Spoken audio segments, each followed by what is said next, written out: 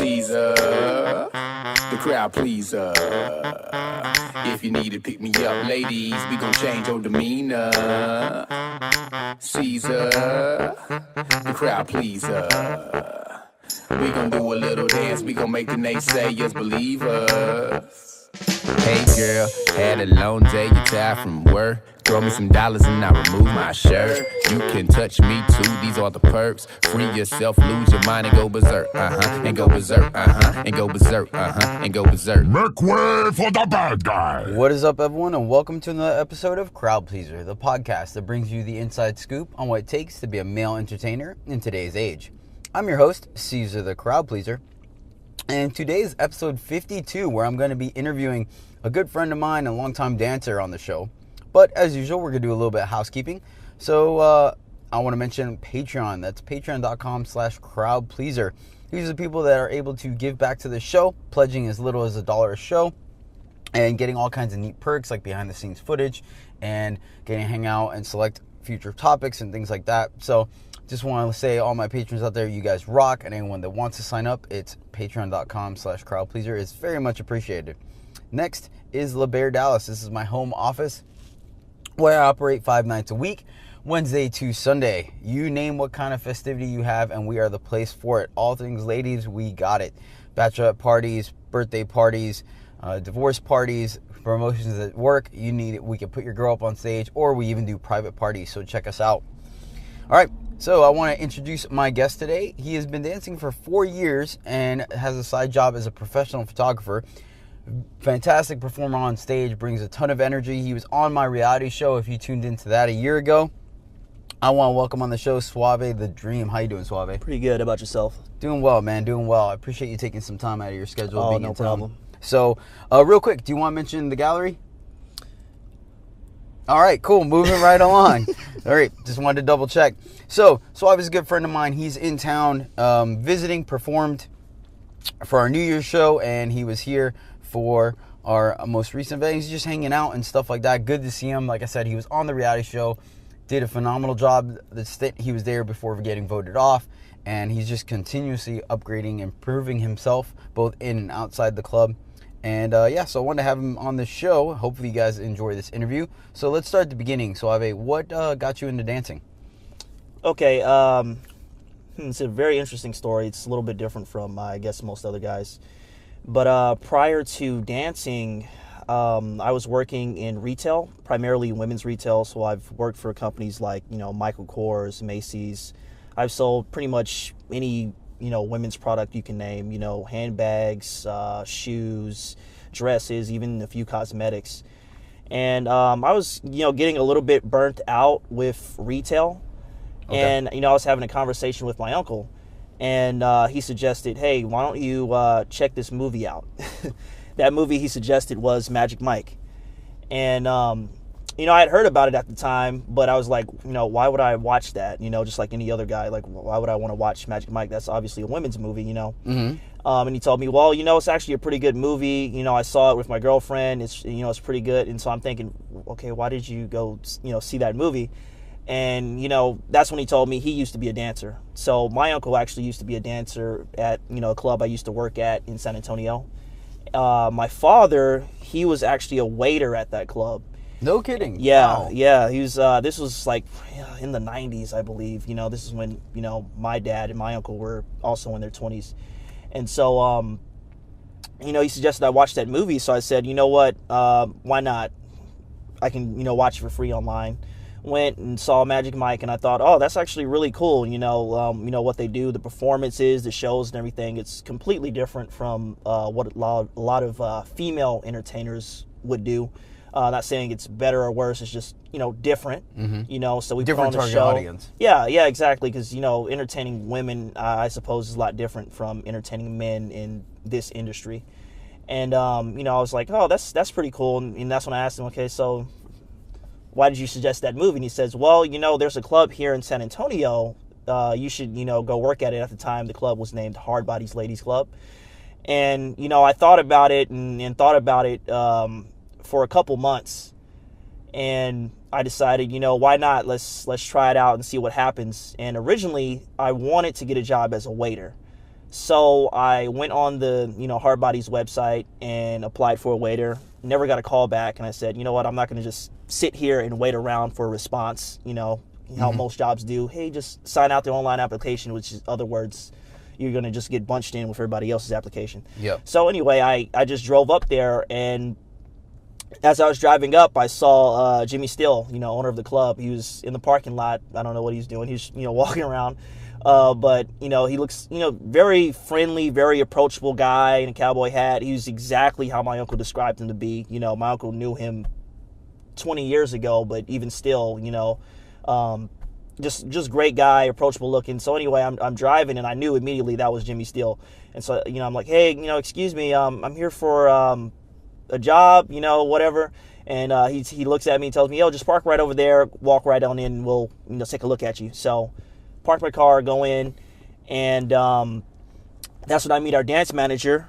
And, he just looks at me up and down, asks me, to take my shirt off so he can look at my body and see if I'm a good fit for the job. And I got hired right there on the spot. So, that's how I started. Wow. Actually, believe it or not, you're the second person that got voluntold to come try out because of family. Oh, so really? It's actually a little more common than you think. Jason as well. His dad is the one that pitched him to come out to LeBaron and work. So, it ends up being one of those things where, like, once you kind of cross that threshold and you realize it's not that bad, it's a little bit easier to suggest it to other people versus, like, people are ignorant. The taboo is like, well, I don't know, a strip club, this and that. But, yeah, so let's go into that. So you got hired on the spot. Did you start working immediately, or did you end up being a waiter? Did you go right into dancing? I went right into dancing. The night that I got hired, I don't believe I went on stage. It's been 4 years. I don't remember. I think the very next day, though, however, I did go on stage, the main stage. So I didn't do the whole side stage things some guys do. Trial by fire, huh? Yeah, they just took me right there out on stage and, just went out, and, it was awkward, but I felt comfortable, and I think that's because I used to do runway modeling. Okay. That's something I didn't mention because my story... It's been kind of like all over the place because I've done so many different things from 18 until now, and it's kind of weird, but that's what being young's about. Like doing multiple things to figure out what you do and don't like, and kind of become the person that you want to be. So that makes sense. If anything of the showmanship you have and the body you have now is what reflected back then, I can totally see why they put you on main stage. Because like I said, you bring so much energy and you look absolutely phenomenal. So I can see them being like, hey, let's up our show immediately and get you up on stage. So how was those first initial couple of months, man? Like some of your trials and tribulations and stuff like that?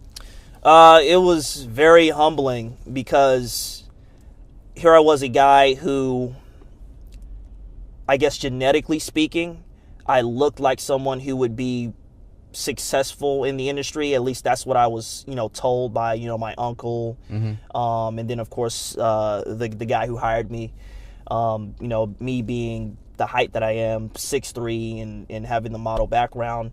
However, I was not a dancer. I was a former athlete.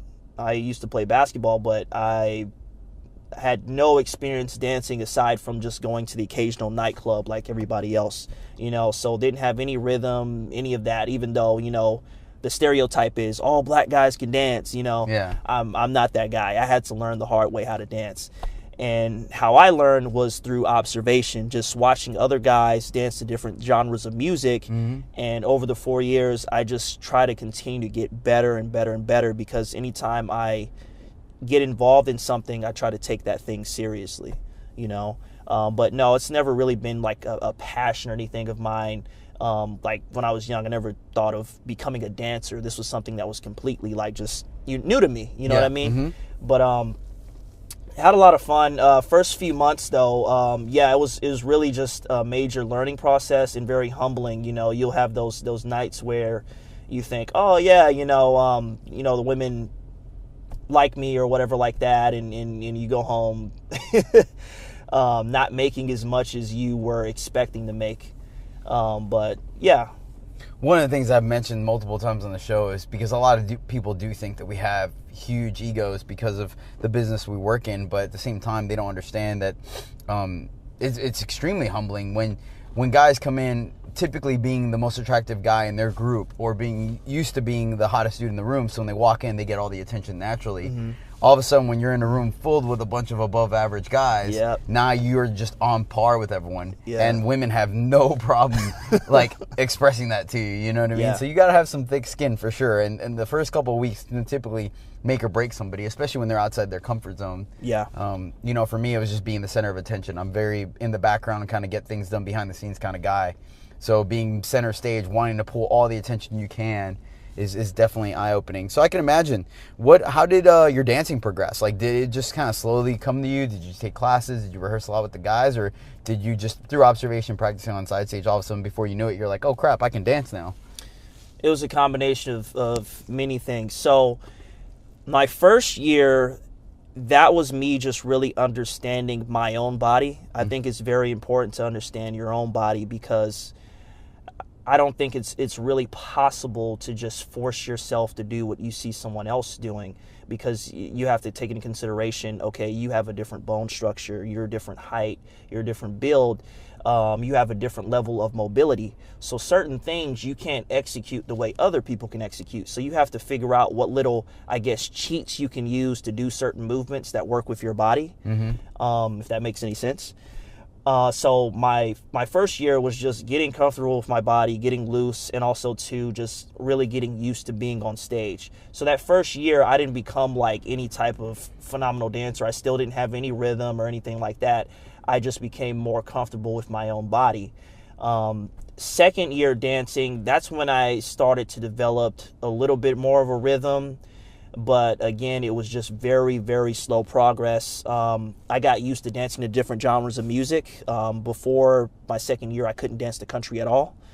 That's when I learned the two-step. How I learned the two-step was going to country nightclubs. And so just, you know, dancing with women and just having them teach me how to do the two-step and stuff like that. You know, and then I think year 3, that's when I came to Dallas, if you remember, for a few months, and worked here for a little bit. And that's when I think I really started to figure out what my rhythm was, or figure out how to have rhythm, because I noticed that you guys have a little bit of a different style of dancing. And Hardbodies, most of the guys are kind of like pop locking sort of deal. In Dallas, what I've noticed is, because a lot of you guys are physique competitors, bodybuilders, fitness models and whatnot, or at least you guys seem to be, that's the general look that I see that's common here. I've noticed that a lot of y'all's guys do more of like fluid sort of posing movements in just, I don't know how to describe it, but it's not as like poppy. With the exception of yourself, of course. Like you're extremely versatile, and then there's a few other guys on the roster that are extremely versatile, like Jax, Brendan Byers, and of course Damien. But Brendan Byers is amazing. Like he'll move and flow and then just hit a pose and just like rock it. Like he can hold the pose for 10 seconds, which for me would be like, oh my God, I'm doing nothing for 10. But he just holds it and everyone's just captivated. Like it's crazy how he does it. That's that stage presence, man. Yeah, for sure. But working for just those couple months here at Dallas really helped me to, I guess, add balance to the way I was already dancing. And that's how I developed rhythm, was just getting exposed to different styles of dance and just wanting to learn and continuing to humble myself and tell myself, okay, you obviously have not got it figured out yet. You know, just keep learning, keep growing, take what you can and try to make it your own. And so here I am now, and that's really how I got to the level I'm at now.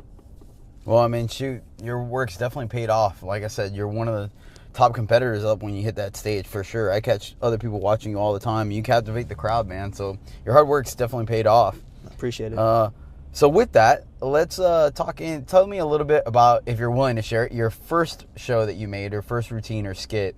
And then probably, if it's not the same one, your favorite. Man, it's been so long since I did it. I'm trying to figure out what song I came out to. I think it was a B2K song. Okay. Yeah, you've heard of B2K, right? Mm-hmm. Yeah, it was a B2K song. I can't remember the name of it, but it was a pretty basic act. It's similar to what I do now in a sense that I'm kind of like dressed up, sort of business casual look, clean cut, pretty boy sort of look. That's the look that I just go with. Hey, it's a popular one. It's probably the most popular across the board, to be honest with you. Yeah. It was really simple, really basic, nothing incredible, but I mean, I did okay with it. I mean, that's really all that I remember about that act. As far as my favorite act, it doesn't necessarily have to be yours. Like, it could be one you just enjoy doing, one of the other guys' shows if you want, but normally lets people know a little bit insight about, how you like to be on stage and whatnot. Okay, my favorite act that I've ever done is MC Hammer with Mandingo. That's probably the favorite act I've ever done. As far as the favorite act that I've created, one that I haven't done here yet, so I don't want to reveal it, but you guys will see it. You have a month before this podcast comes out, so. All right, don't worry about it. You don't have to give it up. It's cool. Just a smile on your face lets me know that it's something up. All right, so you guys got to stay tuned in. Check it out at La Bear Dallas when Suave is in town if you want to see his latest creation come to life on stage. All right, you don't have to give any secrets. No worries. All right, man. So moving on to next part, like through your 4 years of dancing, what are some of your least favorite things about this job or industry? Stalkers. To be blunt, I mean, some women, I guess they get so infatuated with you that they feel the need to be overly intrusive in your life. And that can sometimes cause a problem, especially like let's say, for example, if I'm at the mall or just anywhere in public in general with a family member, and some woman comes up to me, "Hey, Suave," and tries to start a conversation, and it can just be kind of weird sometimes, Also, too, you kind of have to, or I find myself having to tread carefully with what I reveal about myself online as far as my personal life is concerned, because, safety is an issue. And then, of course, some things that you talk about can affect your business. For example, political issues. I don't talk about political issues at all. Religion, I don't talk about religion at all. I mean, I do have beliefs, but I just don't talk about these things because they're just so sensitive in the industry that we're working in. You say one thing and it can get twisted and manipulated and construed a certain way, and then that can really impact, the outcome of your set or how you do in the club. Yeah. So I would say that's a concern for me. Yeah. So to go back to the stalker thing, because I've actually been on both sides of that. I've come across people in the real world, so to speak, and they freaked out when they saw me. And I'm just, hey, it's good to see you, this and that. I don't mention the club. I don't mention anything. And then after pleasantries, I just bounce. You're like, all right, you enjoy the rest of your day and stuff like that. And I think it's all in context. Like, I don't think you have a problem if someone comes up, hey, Suave, good to see you, this and that. Great, all right, cool. And then moves on. But like you said, when they sit there and try to kind of invade whatever time you're spending with so-and-so, in your case was, for example, a family member, like, then it gets a little bit stalkerish and stuff like that. The other thing I think it comes from is the fact that, like, a lot of people describe us as local celebrities where, if you go one state over, absolutely, sometimes another city over, no one knows who the heck you are. But for everyone in the community that knows who you are, you're kind of a big deal. And in today's age, when so many people can follow famous people on social media, and they know a lot more than they would on average or they would 10 years ago, but these people are kind of like, it's infathomable that they'll get across them. You know what I mean? Versus us, like, yeah, you can run into us in your normal day. So it's kind of one of those things where they're like, well, I have the chance to, so it makes it a little more like, oh my God. You know what I mean? Because I've hung out with a handful of actual, like, legit celebrities, both through security work and just knowing them, like Joe and stuff like that. And it's one of those things where, they can sit in a crowd. Like, for example, with Joe, we were in the airport and we were sat in a crowd waiting for our plane just like everybody else. And everyone was cool. Maybe a couple of people kind of looked and pointed, but no one said anything. And then at least two people went out of their way to go talk to him mid-conversation. You know what I mean? Yeah. So, and then sometimes he's cool with it, and sometimes there's like a slight eye roll, and then he puts a smile on, like, hey. So it's one of those things where I feel like we're those movie stars that they can interact with, and sometimes it gets the better of them occasionally. But you are right. Sometimes the fact that we're always in the public eye essentially does make it a little bit difficult. Like, you have to kind of walk on eggshells as far as what you throw out there and what you don't. So flipping the table on that, what is your most favorite thing about being a dancer? My most favorite thing is just meeting people. Working in the nightclub industry, you meet so many people, and you can just form so many different connections and friendships and really the networking. That's the word I'm looking for. Just networking. That's my favorite part of the industry. And do you find yourself kind of like, through that networking, building like that web of knowing who does what and what, interacting with them, and kind of, which we'll talk about in a little bit as far as the things you do outside the club, but just kind of expanding your like you said, your social network, but also for actual utility purposes and stuff like that? Definitely.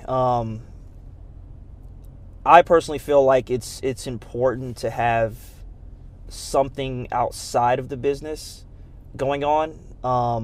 I'm just not a fan of putting all your eggs into one basket. And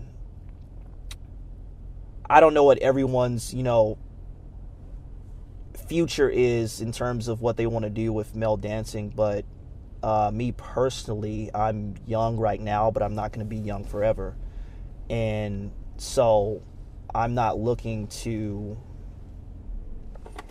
I suppose, retire as a male dancer, but I mean, retirement is what you want it to be, right? So, yeah, what I mean retire, I mean like is like age, done working, age wise, yeah. like be at the I can't work anymore, and this is the very last occupation that I have. I want to be a business owner at some point, which I guess technically am, but I'm scaling that. We'll talk about that in a second. Well, yeah, actually, let's go ahead and go into that right now, since that's about as big of a segue as we can get. So what do you do outside the club? So outside of the club, I am a photographer, primarily for businesses. So I shoot products, so product photography. I go out, I shoot the products. They put put the photos on their website, and it's just really a form of advertisement. I've also created flyer designs for, Hardbodies Ladies Club when I worked there, and a few designs for some of the companies that I've worked with. Are there any specific products or areas that you focus on, or is it just anyone can hit you up, like from winter wear to food products? Right now, it's whatever, because I'm in the beginning stages of my business, so right now I'm taking whatever work I can in order to get experience in different areas so that I can figure out where I want to focus most of my energy towards. Now, in terms of what I prefer to do, it would be portrait photography, so shooting people in really cool places. That's what is most fun to me. Okay. However, oftentimes what's most fun is not always where all the bills, work is. Yeah, so I'm still scaling that area. But as of now, the primary source of income as far as photography is concerned is shooting products, because that's where the business is for me right now. So just because you mentioned the networking thing, when you do have these gigs that potentially might need a model, do you kind of try to hook up some of the guys that you worked with at Hardbodies and stuff like that? Or is it typically client provided? It's usually client provided. I've spoken to some of the guys before, but a lot of times it's kind of like pulling teeth sometimes with some people, because strippers are not the most reliable people. Yeah, and not everyone has experience modeling, and some I don't know. It's funny to me because a lot of the guys are so used to being on stage, yet when you say, hey, you want to go and do this photo shoot or whatever, have this thing going on, then they're kind of like, I gotta lean out, I gotta do this, I gotta do that. I'm like, dude, you look incredible on stage. What are you talking about? You know? And so yeah, I mean, I've tried to, and I've shot a few of the guys before. I've even produced work for Hardbodies, so and I can show you that, like entire flyers I've done with the guys on it. But as far as consistency is concerned, I usually don't use the guys just because they're not really available for that. Yeah. Okay. And so you've mentioned that you do the entire production thing, from doing the photos to doing the actual advertisements and stuff, like this, is that only like the flyer type stuff, or do you do websites as well and things like that? Like, what's the extent of your production value? Only flyers. I have not done websites. I'm not someone who's really good with coding. Okay. That's man, I've been bad with math my entire life, you know, and I've tried to do that before, the whole coding thing, and figure it out, and it's not a strength of mine. That's definitely something that would have to be outsourced. I'm the art graphics guy. I'm not the put this here, put that there. You know, that's like, okay, hey man, let me work with you, and you can do that, and I'll give you a cut so we can get this done. Yeah. You know, Okay. But yeah, I'm just the artist. Got you. Right on. So out of the two versus, like, I mean, obviously you've kind of already inclined a little bit to being the photography side, but between the two, between taking the actual photos and doing the editing and stuff, which one do you kind of favor a little more than the other, or are they about the same for you? Honestly, now they're about the same. When I first started out, because I was more comfortable, it was the editing, because I've been editing way longer than I've been doing photography. I've only been shooting for a little bit over a year. Yeah. As far as editing, I've been doing that since high school. Yeah. Okay. So, yeah, I mean, currently I enjoy both of them equally, because with the photography, I just feel like I have more freedom to create.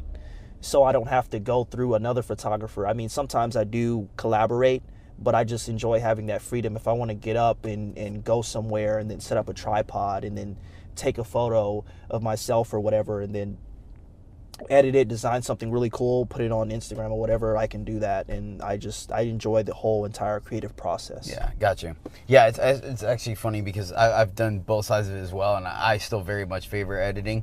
It is a little meticulous. Sometimes you spend a lot of time just cutting something out, but the final product, you know, based on your creativity and stuff, kind of like I feel more rewarded versus taking the pictures, especially when I'm the subject as well, like wears me out, because then I'm trying to get that perfect picture, work on lighting, work on background, all this. Or when I'm taking it of someone else, it's like, okay, is this going to be good enough for the vision I have for the photo? You know what I mean? And it's just like, oh God, it's so, you know, even when I started playing around with green screen, like then I got the lighting for like physique down, but then I started to realize that somehow the light was reflecting off the green screen, and then I was catching like green texture, you know, subdued green, you know, like coloring, shading, there you go, that's the word I'm looking for, on my subjects. I'm like, oh gosh darn it, like, you know what I mean? So it's just, taking the picture is the least exciting part for me. And then once again, I hate the fact that, like, for example, I did my Venom photo shoot, it's like it took me 4 hours to get painted for the Venom, and then I'm like, all right, let's get these pictures, and then I'm like, well, you know, I have to wash off, get everything off of me, and then look at the pictures on the computer, and I'm like, well, I hope these pictures work, because it's not like I'll be able to just sit there and take another one. Yeah. So that, you know, I can imagine if you go to a location, get, like, for example, a waterfall or some really good outdoor, especially when you're working with natural light, you get the pictures, you're like, all right, I hope these work out, you know, the next day or that night when you go back to edit them, you look at them and you're like, oh gosh darn it, like, you know, the angle's wrong or the lighting's off and stuff. So, well, I'm glad you're getting kind of the enjoyment out of both of them.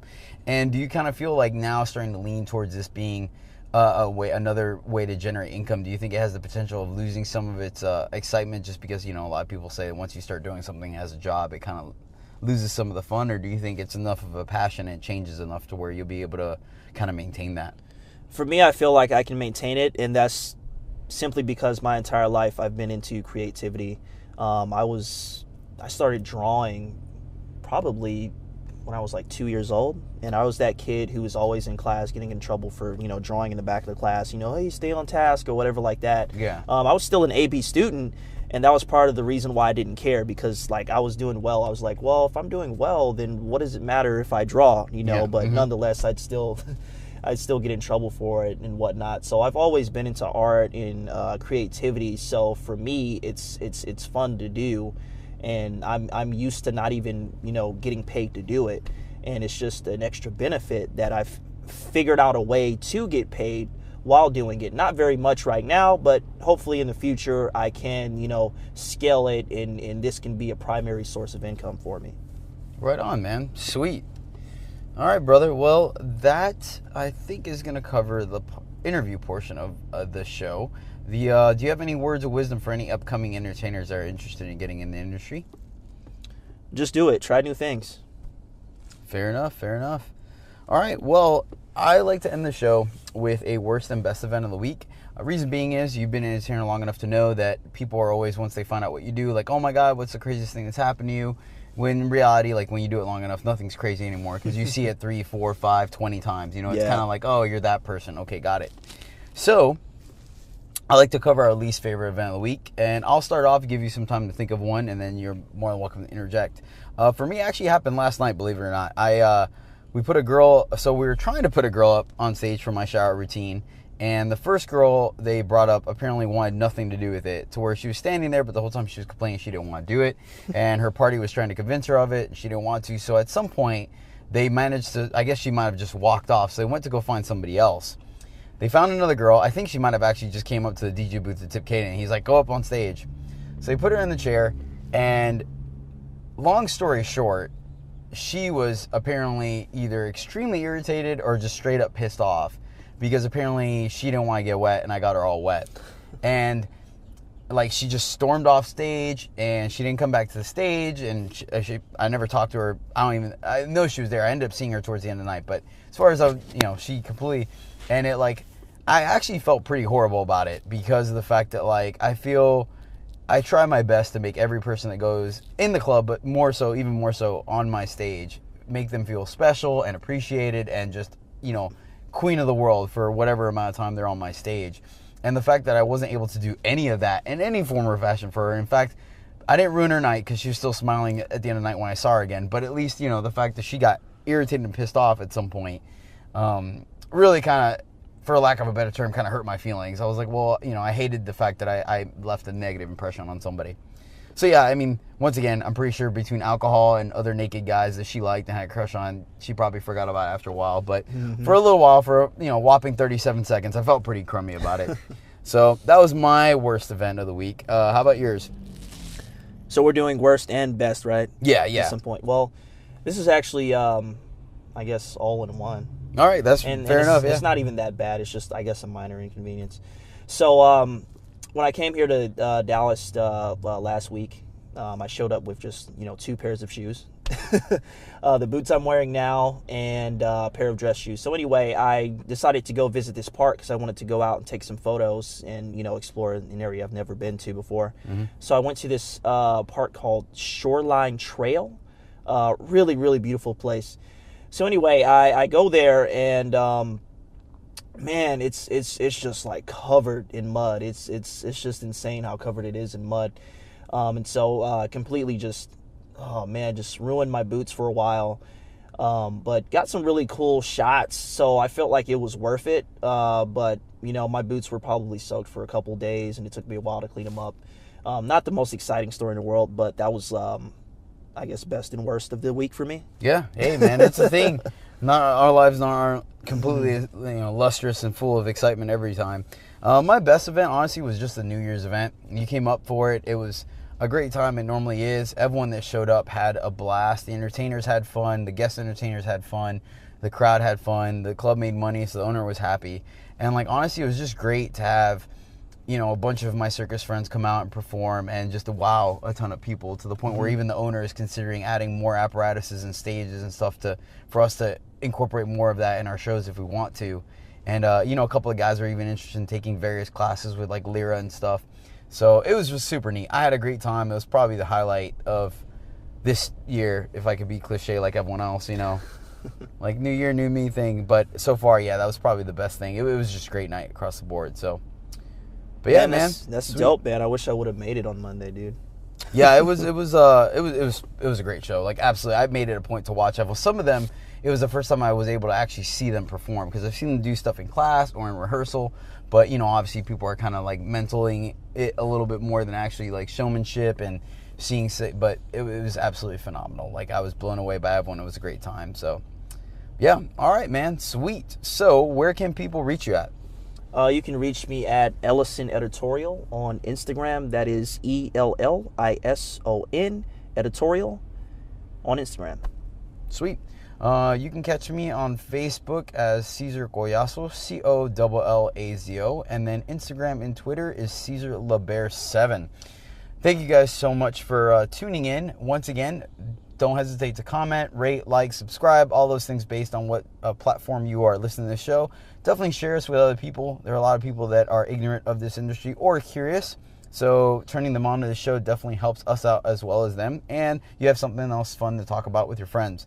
So Suave, thank you so much for being on the show, man. I appreciate you having you. Thank you, man. Thank you for having me on the show. Sweet, man. Maybe we'll collaborate some shoots in the future and stuff like that, like aerial Yes, sir. stuff. And out by where I live, there's a lot of like parks and lakeside stuff that people like to shoot at and stuff. Nice. So, water fountain, like running water fountains and things like that, that depending on what you're into, I think are pretty neat. So yeah, sweet. All right, everyone, thanks for tuning in yet again. And until next time, keep bringing the rain. I am focused, I'm in my zone. You can binge watch like Game of Thrones. Reserve your judgments, don't throw no stones. Oohs and I scream as loud as you don't. Airplane mode on tablets and phones. Caesar's crowd pleasers is now on. Caesar, the crowd pleaser. If you need to pick me up, ladies, we gon' change your demeanor. Caesar, the crowd pleaser. We gon' do a little dance, we gon' make the naysayers believe us.